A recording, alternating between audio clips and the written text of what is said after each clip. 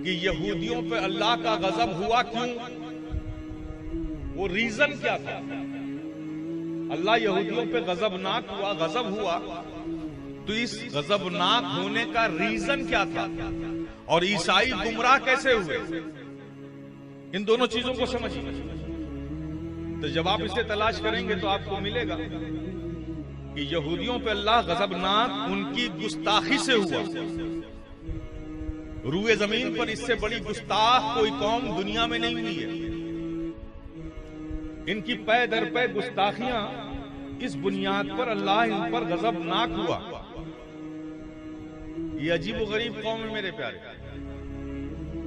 जब हजरत मूसा कोहे दूर पर गए तो यहां इनके पीछे जो अपनी कौम छोड़कर गए थे, फिरौन ने इन्हें बंदी बना लिया और सबको ले गया उठा करके। और ले जाने के बाद क्या किया, रेगिस्तान में एक चड्ढी पहनाई इनको, बस पूरा जिस्म नंगा रखा।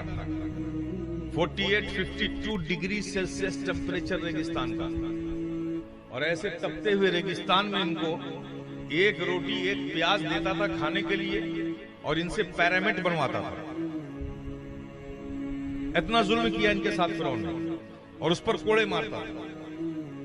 जब हजरत मूसा तशरीफ लाए, आपको पता चला कि आपकी पूरी उम्मत को फिरौन घेर घार के ले गया है और जुल्म कर रहा है। हजरत मूसा गए, फिरौन से जंग की, अपनी उम्मत को आजाद कराया और लेकर आए।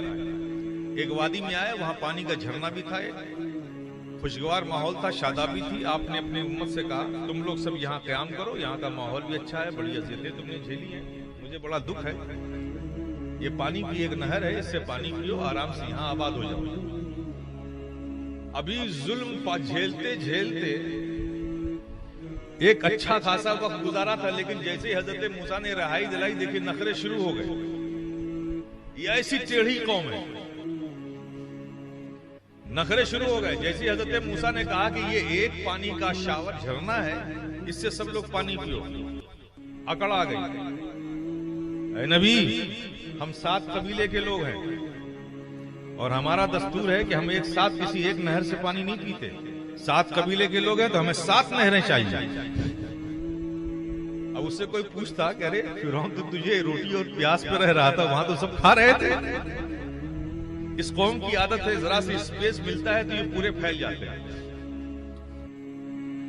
हजरत मूसा ने सहारा दिया, इनको छुड़ा कर लाए, कहा हम एक नहर से पानी नहीं पिएंगे, हमारे लिए अलग अलग नहरें बनाइए आप।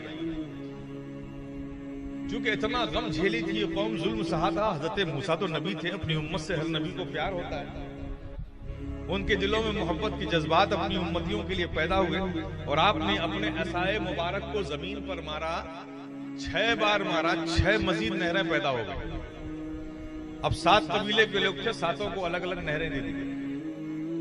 मैं बता रहा हूं इस कौम को कितने नखरे हैं, देखिए।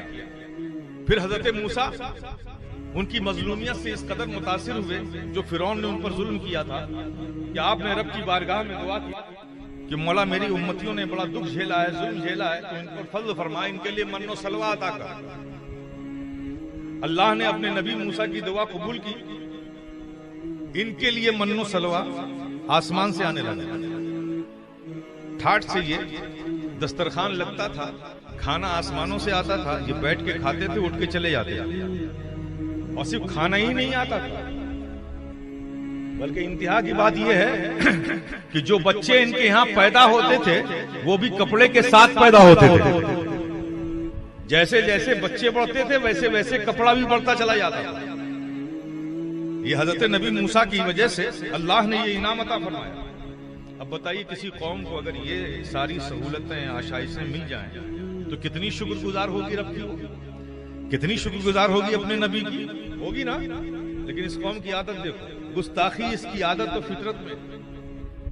अभी कुछ दिन ही हुआ था दस्तरखान लगते, आसमान से खाना आते, कि इनको फिरौन की वो प्याज याद आ गई। फिरौन की प्याज याद आ गई, उसको मारता था, एक रोटी प्याज देता था। फरिश्तों से कहा सुनो, बहुत दिन हो गए ये सब अच्छे अच्छे खाने खाए हुए, अब जो खाना लेके आना तो उसमें प्याज भी होना चाहिए। थोड़ा जुबान का जायका बदलूंगा। अब प्यास का नाम सुनते ही फरिश्तों की चेहरे पे परेशानी आ गई, चूंकि फरिश्ते हर बू से परहेज करते हैं, उनकी तबीयत को नागवार होती, बू नागवार लगती। वो हिचकिचाए जब इन्होंने देखा अरे प्यास का नाम लेते ही फरिश्तों की पेशानियों पे थोड़ा सा सिलवटें आ गई। हो ये तो बड़े मजे की बात हो गई, ये प्यास से भागते हैं तो अब इनसे प्याज ही मंगवाना है। स्ट्राइक कर दी कि हम खाना ही नहीं खाएंगे जब तक प्याज नहीं लाओगे। ऐसी कौम है ये इजराइल। फरिश्तों ने रब की बारगाह में कहा मौला तेरा हुक्म है, हालांकि प्याज हमारी तबीयत को नागवार है, लेकिन फिर भी तेरा हुक्म है तो इस खिदमत के लिए हम तैयार हैं। अल्लाह ने अपने फरिश्तों की ये एहानत करते हुए इन लोगों को देखा, गजबनाक हुआ, कहा बंद करो मन्नो सल्वा। इनकी गुस्ताखियों की दास्तान तवील है, अगर इस पर बहस करूं तो पूरी रात इसी पे जाएगी। कुरान उठाकर देखो, इनको रब खुद तारुफ करा रहा है कि ये कौन है, इस्राएली कौम, यहूदी कौम कौन है। कहा ये वो हैं कि जब लोग इनसे पूछते हैं कि तेरे हाथ तंग क्यों हो गए, तो ये कहते हैं कि दरअसल रब के हाथ तंग हो गए। ये खुदा को वहदानियत के भी अकीदा रखते हैं, खुदा को कादिर मुतलक भी मानते हैं, खुदा को वहदहू ला शरीक भी मानते हैं, खुदा को रज़्ज़ाक भी मानते हैं। ये सब अकीदा रखते हैं यहूदी, फिर भी गुस्ताखी का हाल ये देखिए। कुरान कहता है कि जब लोग इनसे पूछते हैं कि तेरे हाथ तंग क्यों हो गए, तो ये जवाब देते हैं कि दरअसल खुदा के हाथ तंग हो गए। ऐसी गुस्ताख तो अल्लाह इन पर गजबनाक क्यों हुआ, इसलिए कि ये गुस्ताख हुए। तो इनकी गुस्ताखी की वजह से अल्लाह इन पर गजबनाक हो गया।